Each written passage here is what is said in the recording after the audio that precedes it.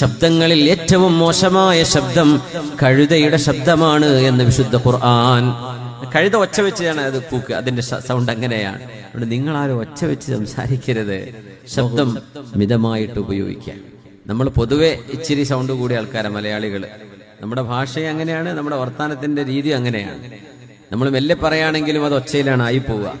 അതുകൊണ്ട് നിർബന്ധമായും നമ്മൾ പ്രത്യേകിച്ച് മറ്റു ഭാഷക്കാരുടെ ഇടയിലൂടെയൊക്കെ കടന്നു പോവുകയാണെങ്കിൽ, വല്ല ട്രെയിനിലോ വല്ല യാത്രയിലോ വേറെ ഏതെങ്കിലും നാട്ടിലോ ഒക്കെ നമ്മൾ ജോലി ചെയ്യുകയാണെങ്കിൽ നമ്മുടെ ഈ ശബ്ദവും ഒച്ചപ്പാടും ബഹളമൊക്കെ മറ്റു നാട്ടുകാർക്ക് ഭയങ്കരമായ അരോചകമായിട്ട് തോന്നുന്നുണ്ട്.